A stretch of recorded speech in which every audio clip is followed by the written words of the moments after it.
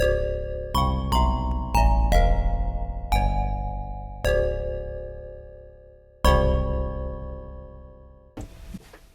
my name is Jack Klowns. I'm Lauren Wersher. And you're listening to the Ravings and Reviews podcast. Woo! Episode 2. Episode 2. It is a lovely Monday evening. Lauren, how has your weekend been? It was pretty good. Pretty laid back. Didn't do very much. Just kind of hung around and enjoyed my day off today, which is also really nice. But Oh, nice. What about you?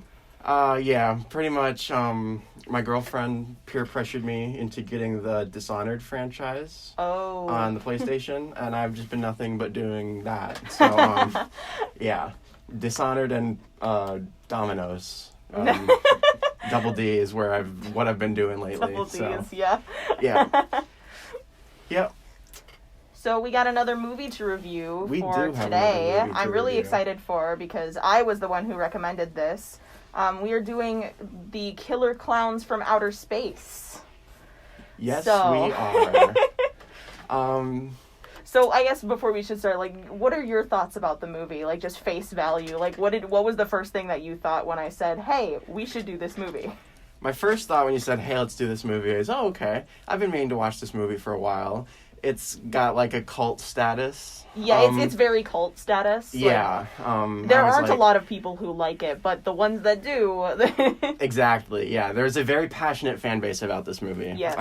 So when I heard that she'd recommended this, I'm like, okay, let's see what all the hubbub is about.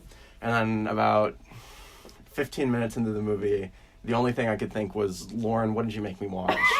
What did you recommend for this episode? What have you done? Okay. Okay, then be prepared for me to defend this movie, because I actually like this movie. Okay. I actually, there are, I mean, okay, we'll get into it later, but I actually did enjoy this movie. So, that also might just be the not very film critic brain of me saying that. Like, I'm not one to just, like, go into it, like, right away and be like, I hate this movie because of one single, like, thing. Right. I don't know, I'm just very pacifist when it comes to that stuff. Sure. So, I guess with the first impressions out of the way, we can go into some of the background. So this film was directed, written, and produced by the Chiodo brothers, Charles, Stephen, and Edward Chiodo. This is their first and only really film that they directed, wrote, and produced. They didn't really direct anything else after this, but some other notable things that they've done is they did a lot of special effects and puppetry for movies such as Critters and Team America World Police. Oh, nice. So you can kind of get the cult status of these directors, and they also did work for The Simpsons. They did, I think they also did the claymation sequence in one of the Pee Wee Herman movies. Oh, interesting. I don't know. They very, very talented guys, and they definitely showed a lot of talent with a lot of the, everything that goes on in this movie, because there is a lot of detail. There is. I'm glad to hear that Killer Klowns from Outer Space was not their last creative endeavor. Oh, no. Okay. No. If this was their only project, whoa. Don't know how that would say. Yeah. Yeah.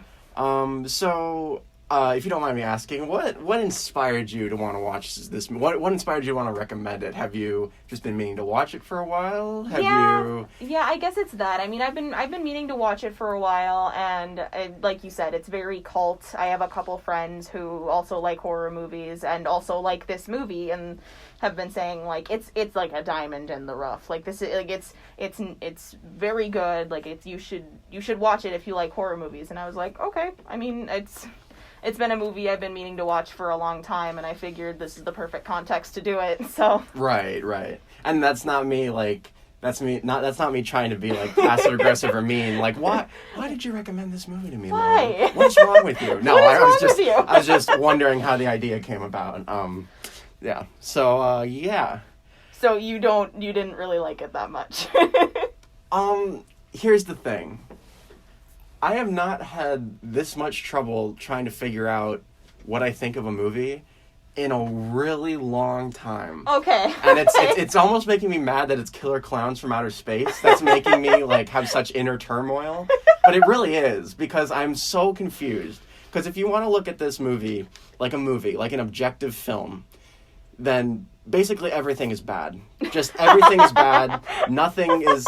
I'll give the movie one thing, is the practical effects of the clowns, specifically the faces of the clowns, actually look really good. Yes. There's lots of nice movement in the facial area. And yeah, it looks like, you know, a movie clown with a mask, but for what they are, they actually look really good. Yes, and I actually appreciated that they didn't look as cheap as they could have been. So yeah. I really like that. So that's on the side of like objective film criticism. Now, if you want to break it down for what it is, okay, this movie is Killer Klowns from Outer Frickin' Space. Yeah, so I mean, I feel bad to even like remotely go near like this film. The cinematography was just awful. The acting was abhorrent. It was just completely ridiculous, because it's Killer Klowns from Outer Space. Yeah, like, I don't, like, what are you going to expect from a movie with that title? Like, you're not going to expect a cinematic masterpiece. Right. So, for a movie called Killer Klowns from Outer Space, I think it is pretty good. Okay.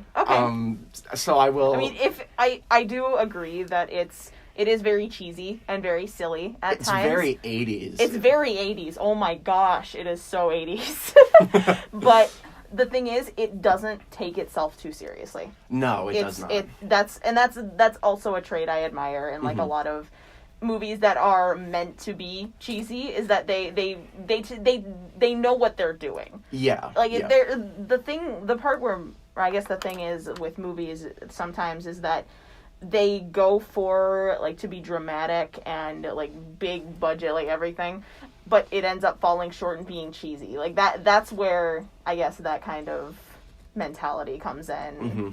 Yeah, I know what you mean.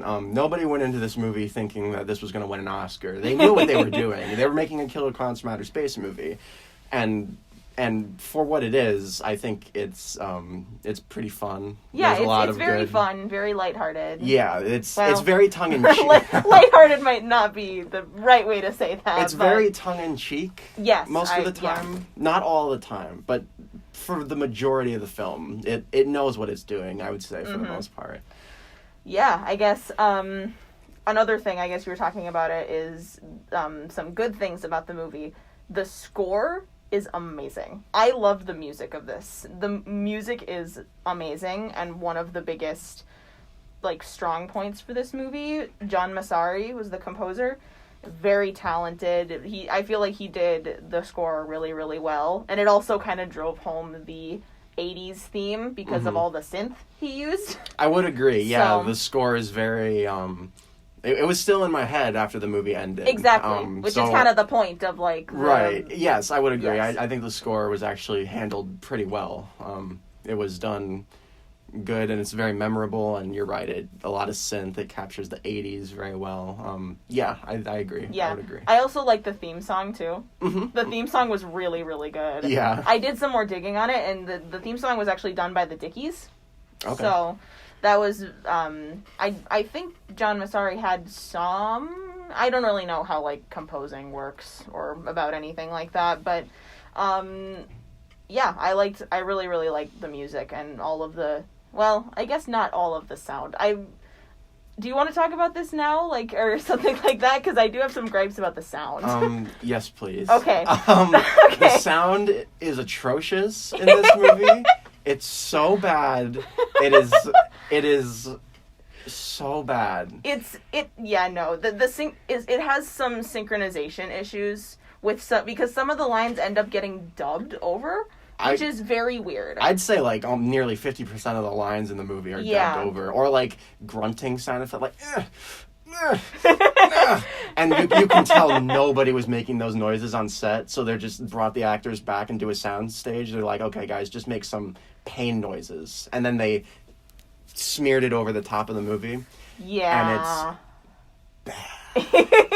The ADR in the movie is really, really bad. I do agree, yeah. I would say that that's one of my few gripes with the movie that are legitimate. Like, I can feel like, okay, it is Killer Klowns from Outer Space. But really. But that ADR was so bad, and it's not just because it's Killer Klowns from Outer Space. That is a legitimate weak point with the movie. Yeah, because like some of the lines they don't blend well with anything, which is kind of happens with dubbing. But also they also don't synchronize. Like, they're not always synchronized. Yeah, 100%. It's just very strange, and it throws me off at some points.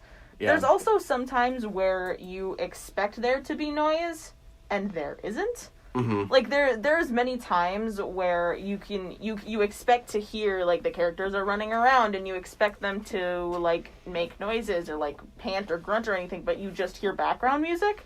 Yeah. Like, there was just some weird, like, sound stuff going on with this movie, and yeah, I guess that's one of the biggest weak points that this movie has is mm-hmm. sound design. So many times characters will be not right up close to the camera, so you can't exactly see what their lips are saying, and then they'll be running off camera, and you know that they were not saying anything. They just ran off camera, and then they put in, like, oh, it might be nice to have a little line of dialogue here. So it's like, come on, let's get back to the truck. And, like, like they're just running, and their lips are just completely dead, not moving. So yeah, you're just like, what's happening here? I'm confused. Yeah, it's kind of funny. It's kind of funny to, at a certain point, it's like, okay, it almost becomes funny at some point. Yeah.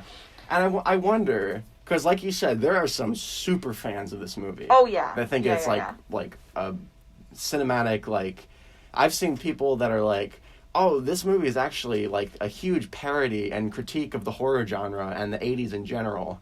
And I really don't see that I at don't all. see it as like a critique. I just see it as like the epitome of horror in that genre. Schlock from the horror 80s. Schlock, yeah. Which, again, it knows exactly what it is, and it's pretty entertaining horror schlock. But at the end of the day, it is that. And I really don't think that there's any hidden layers or... like, no, you see what you get. Like, there's no, like, hidden meanings or metaphors or anything like that. You get Killer Klowns from Outer Space. You see Killer Klowns from Outer Space. You get Killer Klowns from Outer Space. Right. Yeah, let's not pretend like this is this is I don't even know what. Let's not pretend like this is a Christopher Nolan film or something. Yeah, no, this is, I mean, it's still entertaining. I mean, the story is easy to follow, I think.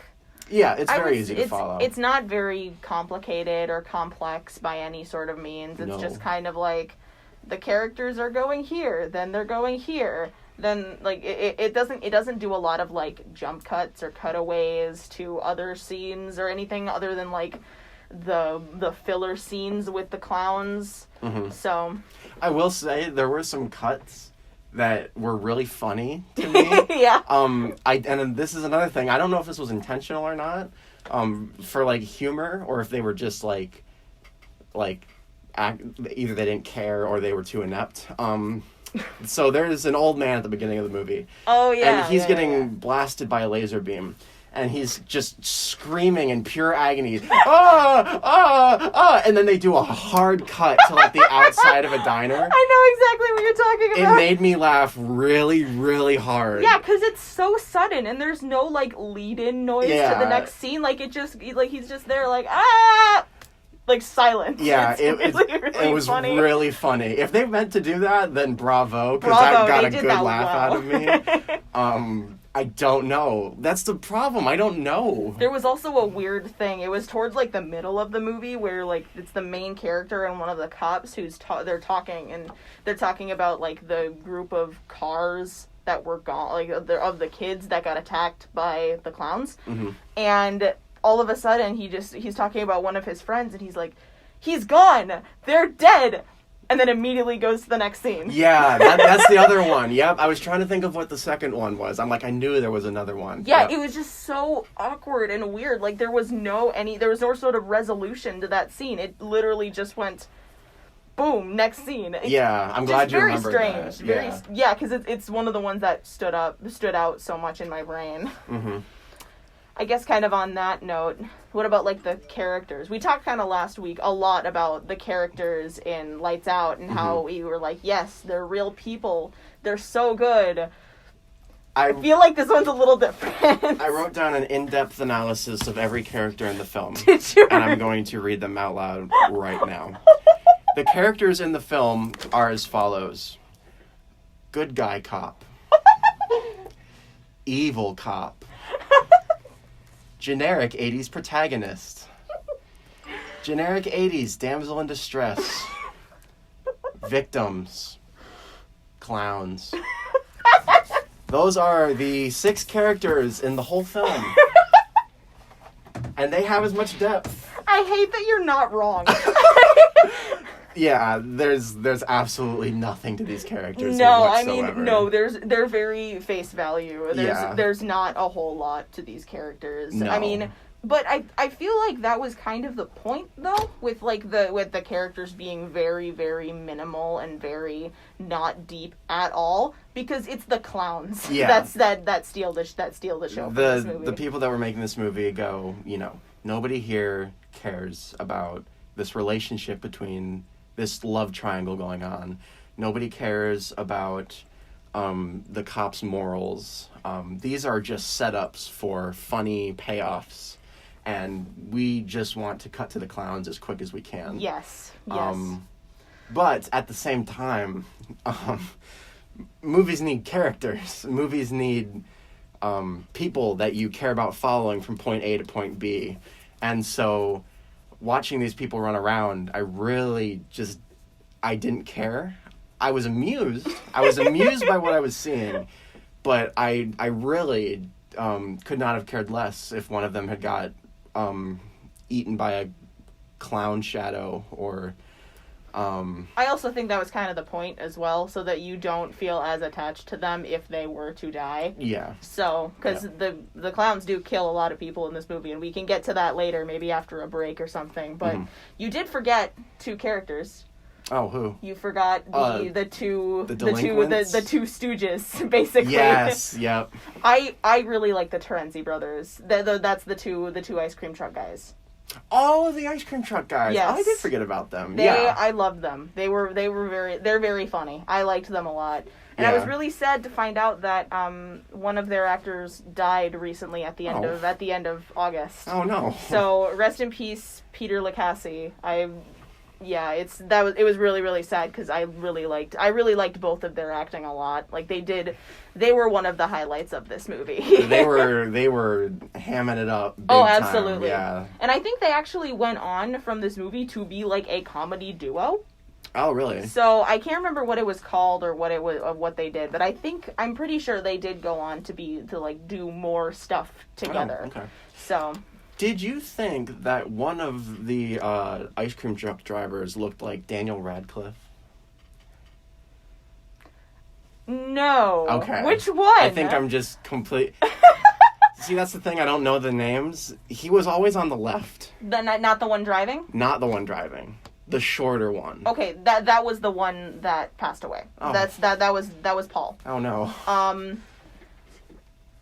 No. Okay, I think I'm just crazy. I'm gonna have to say no. I said the same thing to my girlfriend. I'm like, do you think, does he not look like Daniel Radcliffe? And she looked at me like I was losing my mind, which I probably was. I mean, at that point in the movie, unless you saw it at the very beginning, at that point in the movie, you're just kind of like, yeah, this couldn't really care less what happens in this movie right now. It was distracting, and not because of the movie's fault. Just personally, for me, it was distracting. I'm like, does he not look like Daniel Radcliffe to anyone else on the planet? Because all I see is Harry Potter running around in an ice cream truck. You're just like, come on, man. Yeah, it was just bizarre that I saw that for some reason. I don't know, yeah. Yeah.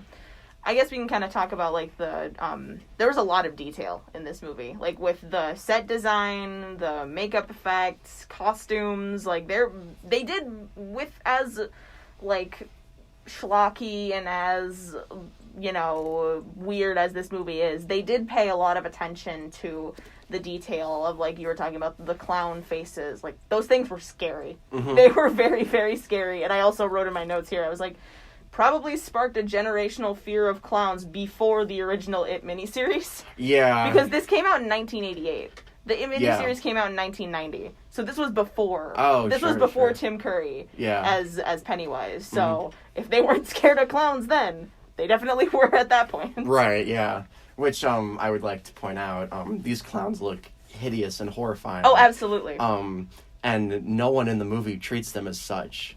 A clown will wave at an old lady, and she smiles and is charmed by this clown who looks like he just crawled out of the Bermuda Triangle or something. Like, no one in this movie is scared of them. Yeah. There's a clown sitting outside a diner, and he's like waving his finger at a little girl, and I was just like, yeah, and no one notices until she like gets up and walks to the door, and then the mom doesn't even notice. Like, she comes, is like, you have to come finish your food. Don't worry about the clown outside. Yeah, and this little girl, she's like, he's kind of funny. I kind of want to get like closer and see what his deal is, even though I thought she was dead. It's a massive clown with sharp teeth and purple lips, and he looks like he's melting, and is just, ugh. And everyone's like, a clown. Yeah, the second that scene happened, I was like, oh, she's dead. She's dead. Which I'd like to say, that scene had no payoff. Like, no, and they never come back to it. The little girl gets pulled back by her mom into the restaurant, and it's just, it was like a false scare almost. Like, yeah. Like, oh, they're gonna eat the girl. And then they just, and nothing ever happens. We never come back to them again. Yeah. Well, I guess we can go to break for a little bit. We'll play some music, and then we'll come back to this colorful discussion of killer clowns from outer space. So, are we ready? We're ready. All right, stay tuned. We'll be right back. All right, we are back. We are back. Yeah. Where would you like to start now? I guess we can kind of go into like some of the characters. I guess we kind of talked about some of them already, I already gave a detailed analysis. Yes. Like, I don't. Also, this is our official issue of a spoiler warning. I don't think we really needed one for the first part, other than like the two scenes that we described a little bit in detail. But we are gonna go into some, at least somewhat detail of some of the scenes and plot points. So here is your spoiler warning now. So, what other characters do you think? I mean, none of them obviously really stood out to you, but like... No, I can't say that they did. The other one I told you that the Terenzi brothers, I really like them. Mm-hmm. And then also Officer Mooney stood out too. He was the really grumpy cop. Yeah, he was... The grumpy cop character. Whew. Yeah. What an ego trip that guy was on. Yeah, he's an interesting character. Definitely interesting. Interesting is the right word. I knew for a fact that he would not make it to the end of the movie. Oh no. Although not. I must say, did you like the kind of way that they ended up, again, spoiler alert if you care. Did you like the way that they kind of did his kill scene? Yes. They don't show it on screen, but what happens is the good guy cop comes into the station, and he's looking around the jail cell, and there's cotton candy and red footprints everywhere, and he's like, huh? What is this? And he spends like 3 minutes wandering around, and then he walks into the office, and there's a clown sitting at the chair, and then he's been Jeff Dunham'd. Officer Mooney is next to him, and he's got like clown, like face paint. Well, clown, no, it's more like puppet. Like he's like a mannequin. Is that it? A marionette. Marionette. Yeah. Well, yes. Yeah, marionette. I guess kind of say. Like, yeah, he has a puppet like that talks.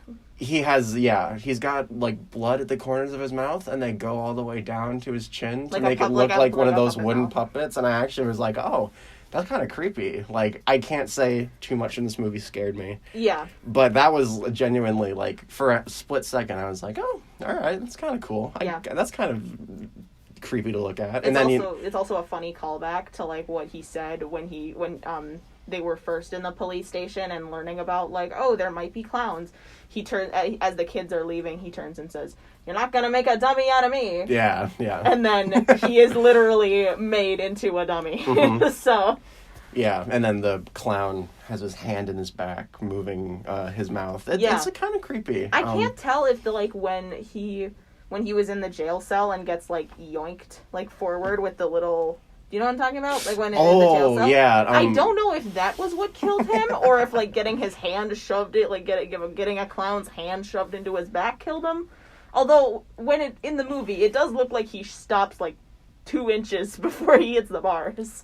Yeah. But yeah. But yeah, no, his character was very, very stubborn, very hating of youths. Yeah, just a garbage human being. Yes, very, very, very garbage. But I mean, no, I was gonna say in like an endearing way. No, he was in no way endearing. He sits in his office during one scene by himself, and as he's pouring himself a glass of unnamed alcoholic beverage, he's just muttering to himself like, "Stupid kids, I could shoot every last one of them." He literally says that to himself. Like, he is just completely irredeemable and just nuts. He also ignores 911 calls. Like, yeah. He blatantly ignores 911 calls called about the clowns because he's like, no, I don't believe they're real, so therefore they're not real. Like, people are calling, like, multiple people are calling 911 because of this issue. Yeah. I think you'd think it's an issue at this point. Mm-hmm. But, yeah, I mean, other than that, most of the characters were very, very superficial and really only there to be killed. Which I guess we can kind of go into that next. Yes. I mean, you did very much describe Mooney's death very vividly, but what are some other of your favorite kills from this movie? I would say Mooney's death is my second favorite one. Hands down, without a doubt, my favorite kill in the whole movie is when a clown jumps up in the air and when he comes back down, he's got boxing gloves on. Knock your block off! Knock your block off. Yes! And he punches a biker in the head so hard that his head pops clean off his shoulders and flies back into a trash can. Yes. Completely decapitates him. That's really the only gore, I guess you could say, in the movie, other than, like, blood. Mm-hmm. That's really the only kind of gore in the movie, is just a decapitated head. Like, there is, like, blood, and because whenever, like, a body is shown to be in one of the cocoons, cotton candy cocoons, you can see that, like, it's very bloody, but that's the real, like, only, like, body part gore of this movie. But yes, I really like that one too. That was one of the highest points of the whole movie for me. Because it's so good. I was just so enthusiastic. What are you gonna do? Knock my block off? Yeah. Boom! He pops his head clean off, and you're just waiting for it to happen, and you don't even care. Like, this biker guy is just a jerk. he destroys the clown's bike and he, like, whimpers and is sad. You're like, come on, man. Yeah. You almost feel bad for the clown. Yeah, there's not, like, again, like I said, due to a lack of character, I can't really say I cared about any of the victims too much. No. And in fact, it goes so far the other way that some of the victims I just blatantly want to see massacred. Like Detective Officer Mooney, like Mr. Knock Your Block Off, Biker Man. And that was just, I was laughing hysterically in my room when that happened. Yeah, they I guess another plus for this movie is that they really do take the, like, carnival aesthetic of the clowns to another level, like, with the kills. They really like, do. The little like puppet show kill from the very beginning of the movie where it's like do do do do do. Like, here's a puppet. Oh, he gets shot and killed. Now you get shot and killed. Yeah, like, there's a grown man wandering through a park in the middle of the night, stops to watch a puppet show.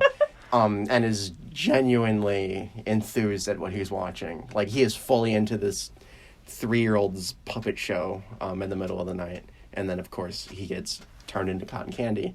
I just thought that was funny. He was just completely by himself, he was loving the show that he was watching. Oh, yeah, he was laughing. he was so into it. He was so into it until he was like, And then there's, back to kind of what you were saying before with, like, how the town reacts to seeing the clowns. Like, there are very many times where people get killed where they could have totally avoided if they realized how scary these clowns were. Like, times where they show, like, this just a clown shows up at someone's door with 5 pizzas, and the woman inside reacts by saying, "Oh, pizza," and then gets shot. Like, the beginning of that, that whole section, that whole 20-second section, it felt like the opening to an adult film. It really did. I mean, the acting quality was at that level, and the setup was so bad. It absolutely. was, which was hilarious. I feel like that also might have been like they were kind of hinting at that a little bit. Like, oh yeah, pizza. Like, okay.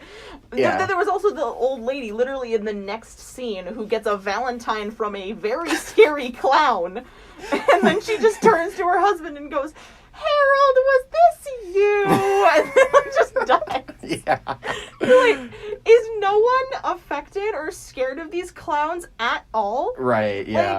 Like... There's a shop owner who is horrified at the clowns. Oh yeah, he's horrified. But it's because it's because they're tearing up his store that he's horrified. Yeah. Whereas I'm going to contradict myself completely and say I felt so that bad for this store owner because these clowns are just walking around, knocking things over, trying on everything, opening everything up, and I'm like, someone's gonna have to clean this. Yeah. And I feel so bad for this guy. It's the lens of, like, having worked in retail and knowing how that is. Yeah. And you're just like, Yeah, I feel for this guy. Honestly, yeah. And then he dies because the cop doesn't believe him that there's clowns. Yeah, no, he dies completely off screen, though. He does, which is kind of meh. But it's also this film is surprisingly off-color in some places. Like, there are some references that are not as that were PC then that aren't now. Did you catch any of that? There's a scene right at the very beginning where the main character, when they're going to find what is it? Where the shooting star on the comet landed. He like gets on top of a car and starts speaking like a Native American chief. Oh, okay, and it's very strange. Yeah, I did notice that. I wasn't even thinking of it in terms of political correctness. I was like, dude, this is cringy. I just looked at that and I'm like, wow, okay. And then later on in that scene, he's describing like, woo, a circus. And then he describes a character called Belinda the Bulimic Wonder. Yeah, I did hear that line. Whoa. I didn't even know. That is extremely strange. I didn't even know what he was talking about. Like, I don't even know where that line came from or what he was referencing. Yeah, and he goes on to say other things about it, which I won't repeat because that's not something I want to do. But it was very off color in some areas, which was very jarring. But those were the only two places where I saw it most evidently. Like, it's not like for the whole movie that there's jokes about this, but like they're still there, and I was like kind of thrown off, but like... Yeah, I suppose I was just thinking about it more in terms of the girl. I'm like, this guy is just awful. Like, why are you dating this guy? Why are you with this man? He's just unfunny and lame. Like... He's just unfunny and lame. Yeah. Why are you here? Yeah. Which, well, I don't know. There's also like I said earlier, there's a love triangle in the movie. Between her current boyfriend, and the good cop. The stalest love triangle in the history of ever. Which doesn't get any sort of progression. No, and it doesn't resolve it itself. It never resolves. It just literally, like, the movie ends, like, with no sort of romantic relationship between, like, any of them. Like, it just ends with them all just getting rained on by pies. Yeah, which I'd like to add, well, I like to add two things. Number one, yeah, it's weird because she and the guy from the beginning of the movie, they're still dating at the end of the movie. Yeah. But this cop that she used to be dating, he's like got his arm around her, like he's holding her while the pies are falling down. Like, very confused. And the boyfriend, he's just kind of standing to the side watching this go down. I'm like, okay, like okay, cool. Did I miss something? Like, did we miss something? What's going on? Yeah. And then, since you mentioned pies, I just have to say it. My absolute favorite moment in this whole film is there is a security guard, and he's walking around outside. I know where you're going. And this car rolls up, and you know exactly how this whole thing's going to go. A literal clown car. A literal clown car. 8 clowns get out of it, even though the car is like the size of a Volkswagen Bug Beetle? I don't know what. Tiny car. And then they all will just pull pies out from behind their back, and the cop looks at the clowns all holding pies and delivers the best line in the whole movie. what are you gonna do with those pies, boys? And then they just unload on him. They unload and he like melts. And then the scene ends very, very good because they're going into this fun house where they're supposed to be, where they're like stationing their... Because the whole goal for the clowns in this scenario, or in the movie, is for that they're aliens. They're not necessarily clowns. They're just aliens that look like the human perception of what a clown is. Yeah. So what they're going for world domination. So they're looking for a base to station their little tent thingy, or their basically their spaceship, and they decide to station it in this funhouse where the security guard's going, and you see that scene.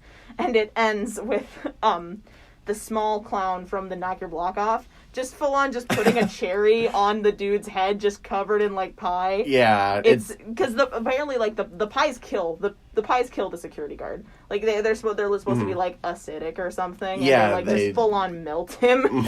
So it's just he just puts a little like cherry on his head and just leaves him. Yeah, it's one of the best kills in the movie. What would you say your favorite kill is in the whole movie? Knock Your Block Off is my favorite. Okay, yeah, that would be my favorite kill. That is easily with the best Mooney's one. as a very close second. Oh yeah. Like for the kills that this movie does have, like they're very good. Like they're very good. Mm-hmm. There's also there's also other scenes where the clowns infiltrate the houses. Like they the main character's, the girlfriend character's bathroom.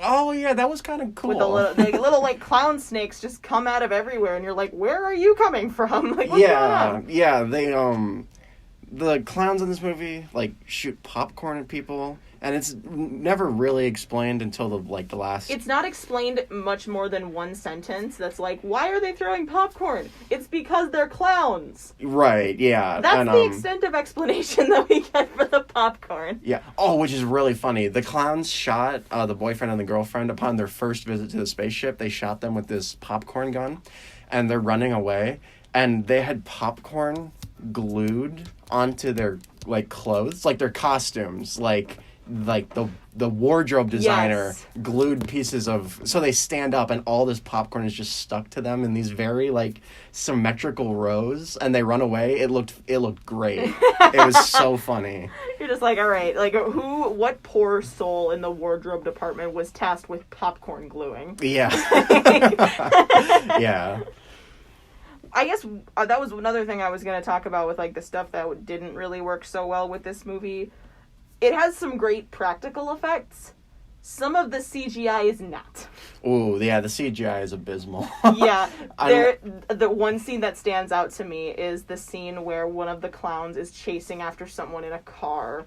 And they are not in a vehicle. They are literally just like in the SpongeBob Invisible Boatmobile, and they are just going. And it literally just looks like as if like it was just a frozen image just dragged across. It honestly like, did. A picture, like a JPEG. Yeah. It looked really, really bad. That's a good way of describing it, actually. Yeah, it looked atrocious. Like, it's as if you had like a PowerPoint and you were just dragging a picture across like a road, like a picture of a road. Like that's how it looked. Which I mean, you can't really fault it for because like it was the 1980s. Right. CGI has progressed so much more since then, but you're just kind of looking at it and you're like, nah. Right, and the budget for this film was actually extremely tiny. Yeah, well, I mean, you can't really necessarily fault the movie for that. Right. But yeah, the CGI is just, it never looks convincing. The practical effects are very good to look at, but yes. In the movie it's established that you have to shoot the clown in the nose to get them to die. Yes. And once you shoot the clown in the nose, first off, confetti comes out, which, amazing. That is just awesome. I mean, would you expect anything less? No, not really. And then the clowns, like, spin, and they turn into, like, this green, like... They get surrounded by, like, green circles, like, it like... Yeah, like, I don't even know how to describe it. Spin with, like, green LEDs, I don't know. Right, yeah, it's very bizarre. It's very bizarre. And then they explode into fireworks, which look like they were, like, dragged on top of the video, and then just, like, placed there. So that was very amusing, yeah. Well, I guess I don't really have any more other notes about the movie to really go over. Do we maybe want to take our last break and then move into some trivia? Sure. Ooh. All right, we're going to move into another song, and we will be back very shortly. All right, we are back. And it's time to do some trivia on Killer Klowns from Outer Space. All righty. Let's see what your KKFOC knowledge is. KKSOC.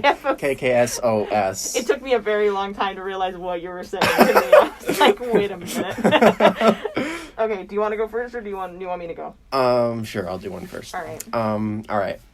How many clowns were in the film?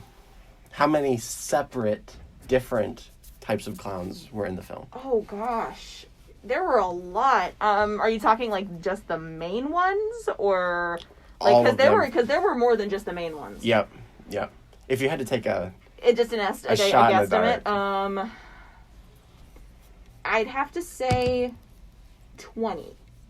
Ooh, you're actually pretty close. It's 25. Oh, okay. According to killerclownswiki.com, I could not be bothered to count the different types of clowns. So I'm going to take the internet's word for it. Okay. But yeah, you're close. And yeah, there are actually a lot of different types of clowns, which is another thing.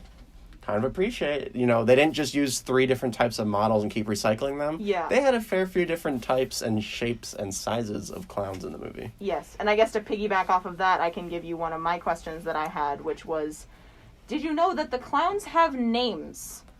Can you name any of them? It doesn't surprise me that the clowns have names. Yes, they do have, and it's canon. They do have names. Okay. Is there one named Bozo? From what I found, no. Oh boy, I'm just running through clown words. Squeakers. Squeaker.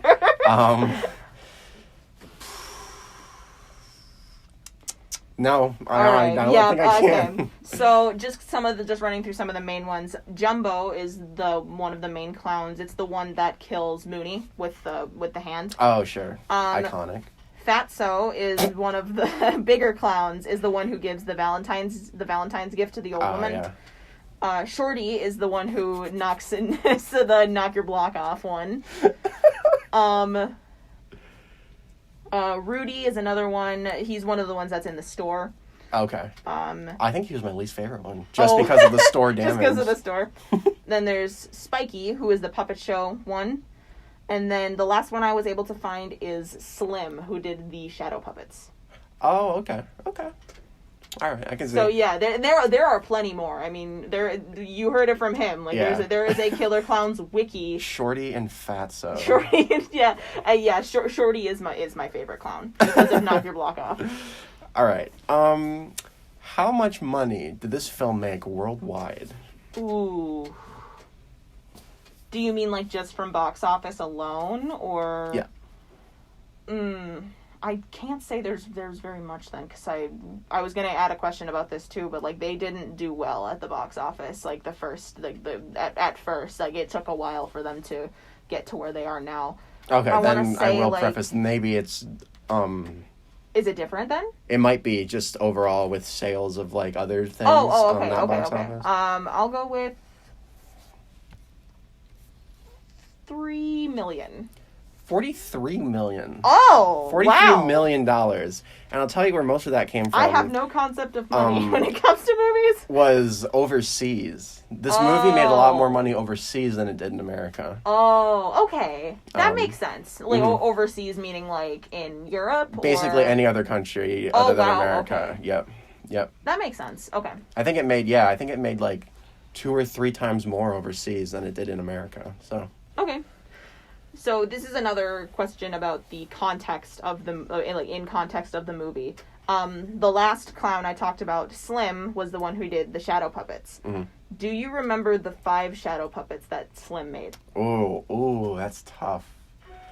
There was a dog, or was there not? There was not a dog. There was not a dog. Oh boy. All right.